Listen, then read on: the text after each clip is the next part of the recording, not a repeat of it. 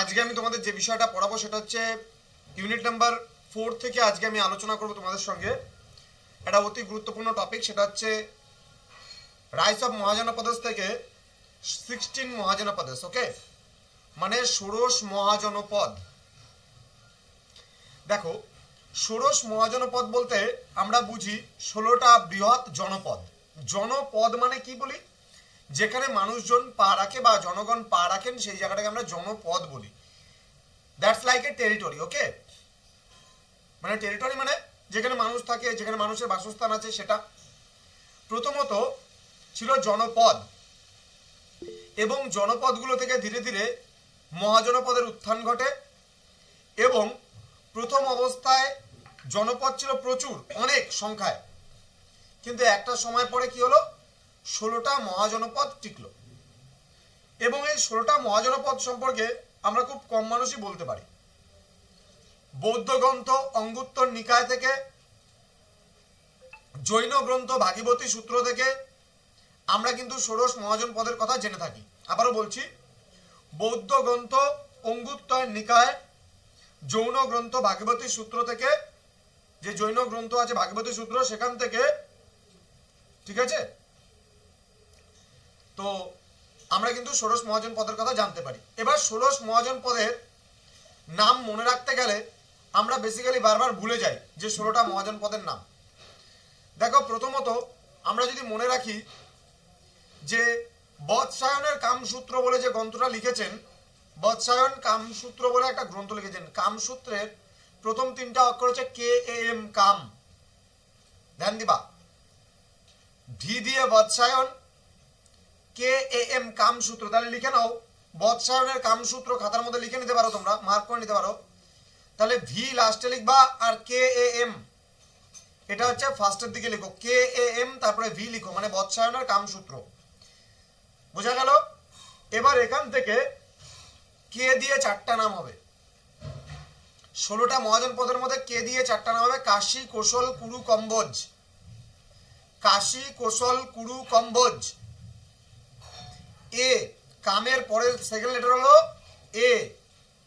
এ দিয়ে 3টা আছে, অবন্তী, অঙ্গ আর অশ্মক। অবন্তী, অঙ্গ আর অশ্মক 3টা।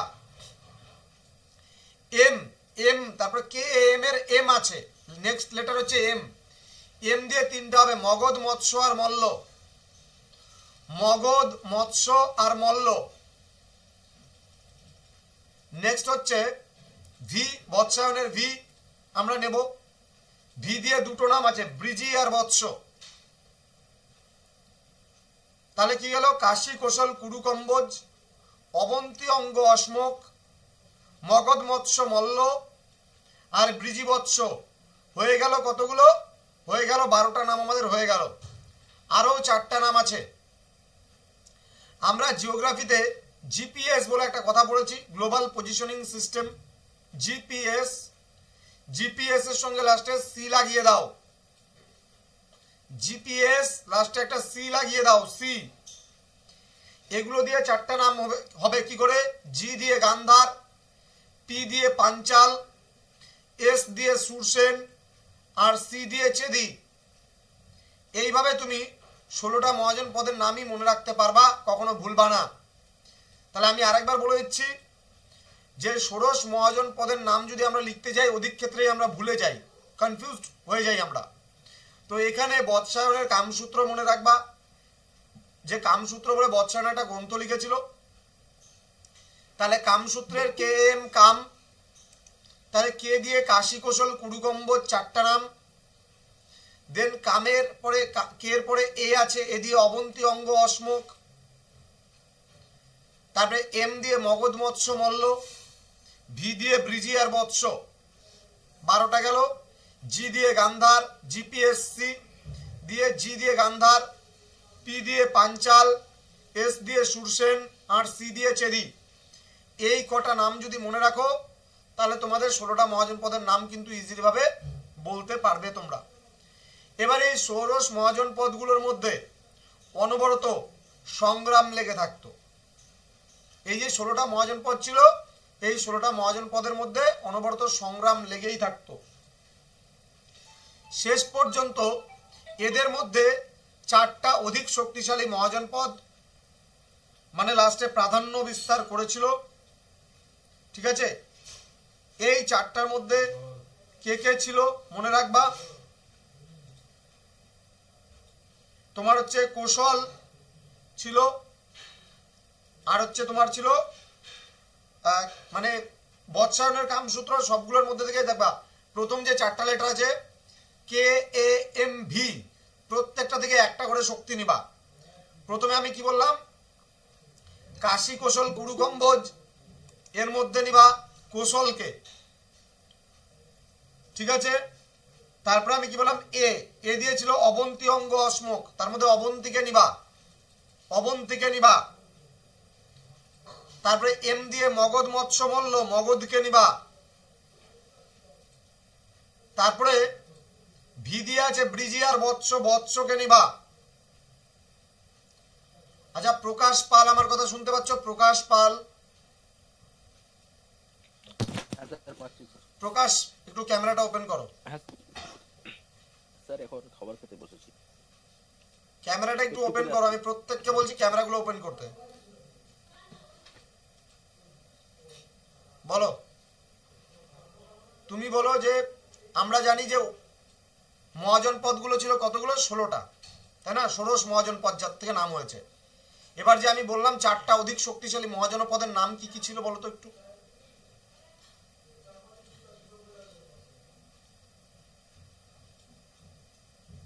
স্যার আসছি, একটু পরে আমি আসছি।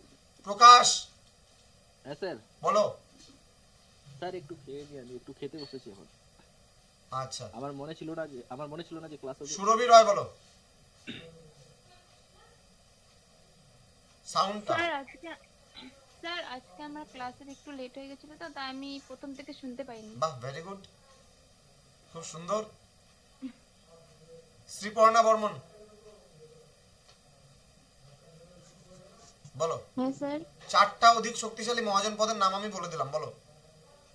হচ্ছে কৌশল, কৌশল, অঙ্গ, মগধ আর হচ্ছে তাই নাকি?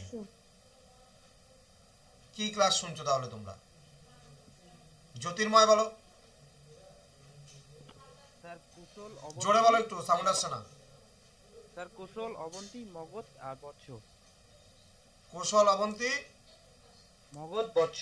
ওকে, কৌশল, অবন্তী, মগধ আর বৎস, ভেরি গুড, একদম রাইট আনসার।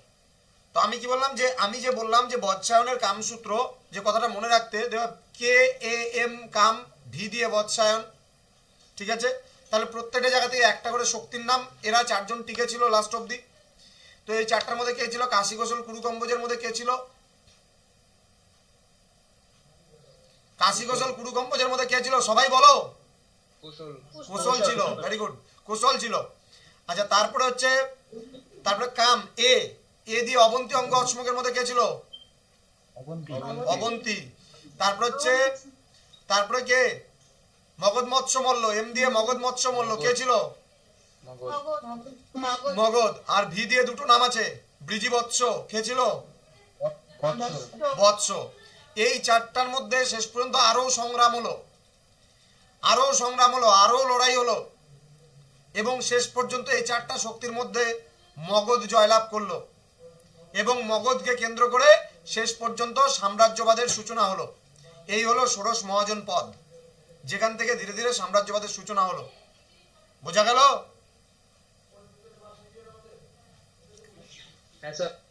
কারো কোনো কনফিউশন আছে ষোড়শ মহাজন পদ সম্পর্কে?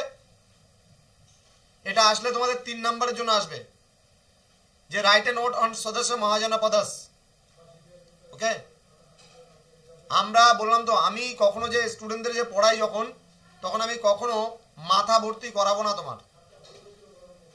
ঠিক আছে, মাথার মধ্যে খুব সিম্পল জিনিসগুলো গুছিয়ে দেবা, অটোমেটিক্যালি তোমার ক্লিয়ার থাকবে, এবং সেখানে তোমার খুব সুন্দরভাবে পড়াগুলো হয়ে যাবে। আচ্ছা, সবাই শোনো, তাহলে কি বললাম যে বৌদ্ধ গ্রন্থ কোথা থেকে বৌদ্ধ গ্রন্থ কোন গ্রন্থ থেকে আমরা জানতে পারি ষোড়শ মহাজন পদের কথা? কে পারবে? বৌদ্ধ গ্রন্থ, কোন বৌদ্ধ গ্রন্থ থেকে আমরা ষোড়শ মহাজন পদের কথা জানতে পারি? কে পারবে? এখানে 12 জন প্রেজেন্ট আছো, বলো কে পারবে? বৌদ্ধ গ্রন্থ কি ছিল? অঙ্গুত্তর নিকায়। আর জৈন গ্রন্থ ভাগবতী সূত্র। এই দুটো গ্রন্থ থেকে বিশেষ করে আমরা ষোড়শ মহাজন পদের কথা জানতে পারি।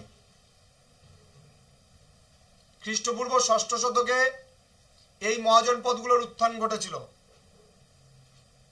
আমরা দেখি জনপদ থেকে যখন মহাজন পদের উত্থান ঘটলো তখন জনপদগুলোর মধ্যে ক্রমশ সংগ্রাম লেগে থাকতো এবং এদের মধ্যে শেষ পর্যন্ত অধিক শক্তিশালী 16টি মহাজনপদের আবির্ভাব ঘটেছিল।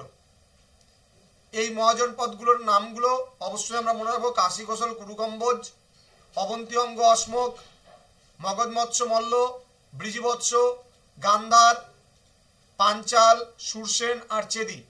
16টা নাম আমাদের কমপ্লিট।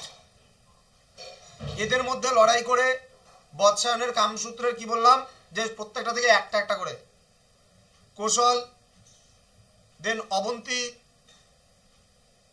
তারপর ছিল তোমার হচ্ছে মগধ আর বৎস। এবং এই চারটার মধ্যে পরবর্তীকালে সংগ্রামের ফলে মগধ জিতল এবং মগধকে কেন্দ্র করে সাম্রাজ্যবাদের সূচনা হলো। যেই টিচার তোমার খাতা চেক করবে সেই টিচার কিন্তু শুধু দেখতে চায় যে তুমি কতটা জানো, কতখানি তুমি জানতে পেরেছো বা পড়তে পেরেছো, তুমি কতটা খাতার মধ্যে উপস্থাপন করতে পেরেছো, সেটাই শুধুমাত্র জানতে চাওয়া হয়। তুমি ওই মুখস্থ বিদ্যা করলে, তুমি দেখবে সারা বছর মুখস্থ বিদ্যা করবে, পরীক্ষার দিন তাও তুমি ওই 16টা মহাজন পদের নাম ভুলে যাবে। আমি আজকে যেভাবে লিখিয়ে দিলাম জীবনে কোনোদিনও ভুলবা না। এই নোটসটা তোমাদের অলরেডি গ্রুপে প্রোভাইড করা আছে, সেখান থেকে তোমরা দেখে নিতে পারো, ঠিক আছে? এবং আজকে ক্লাসটা যারা দেখতে পারেনি তাদের জন্য এই ক্লাসটা আমি রেকর্ড করে নিলাম, তোমাদের গ্রুপে দিয়ে দিব, এটা ইউটিউবের থ্রুতে চলে যাবে। বোঝা গেল? তো আমি যারা এই মুহূর্তে ভিডিওটা ইউটিউবের মাধ্যমে দেখছো তাদেরকে রিকোয়েস্ট করব যে যদি কেউ আমাদের জ্ঞানজ্যোতি কোচিং সেন্টারে অনলাইনে অ্যাডমিশন নিতে চাও, আমাদের ডেসক্রিপশন বক্সে আমাদের নাম্বার দেওয়া আছে, সেখান থেকে তোমরা জয়েন করতে পারো। আমাদের প্রতি বুধবার 8টা থেকে অনলাইন ক্লাস হয়। এখন থেকে প্রতি সপ্তাহে ক্লাস হয়েছে, একদিন বুধবার মিস গেছিল, কিন্তু সেই ক্লাসটা আমি অন্যদিন তোমাদেরকে নিয়ে নিয়েছিলাম সেটা। তো যদি কোনো কারণবশত কোনো সমস্যা না হয় তাহলে প্রতি বুধবার তোমাদের হিস্ট্রি মেজরের ক্লাস হয় অথবা এসএসসি পেপার। আমাদের প্রতিটা সাবজেক্টের স্যার ম্যামেরা ক্লাস নিচ্ছেন সপ্তাহে একদম রেগুলারলি, যে টাইমটা দেওয়া থাকে সেই টাইমেই কিন্তু ক্লাসগুলো হয়। তো সবারই সমস্যা থাকে, যদি কোনো স্যার বা ম্যাম কোনোদিন যদি ক্লাস নিতে না পারেন তাহলে সেক্ষেত্রে কিন্তু পরের দিন ক্লাসটা নিয়ে নেওয়া হয়। তো যারা ভাবছে যে অনলাইন যুক্ত করবে বা ক্লাসে জয়েন করবে তাদের বলবো আমাদের কোর্স ফি মাত্র 999 টাকা। এই 999 টাকার বিনিময়ে তোমরা কিন্তু আমাদের কাছে পুরো 6 মাস পড়তে পারবে। এমডিসি, ভিএসসি, এইসি, এসএসসি সমস্ত কিছু, মেজর এবং এসএসসি পুরো প্যাকেজটাই 999। তুমি একটা সাবজেক্ট পড়লেও সেক্ষেত্রে 999, আর কেউ যদি সবগুলো পড়ে সেক্ষেত্রেও 999। মানে আমাদের পার স্টুডেন্টের কোর্স ফি আমাদের এই জানুয়ারি থেকে করা হয়েছে 999 টাকা। তো সবাই যারা যারা চাচ্ছ তারা কিন্তু জয়েন করতে পারো। আর তোমরা লেফট হবে না, আমি এই ক্লাসটা স্টপ করছি। যারা অনলাইনে এই মুহূর্তে ক্লাস করছো, কারণ তাদের আমি আর একটা টপিক বোঝাবো, আমি এখানে ভিডিওটা মানে স্টপ করছি। তার কারণ হচ্ছে একটুক্ষণের জন্য মানে যারা ইউটিউবে দেখবে তারা রেকর্ডেড এতটুকু পেয়ে যাবে।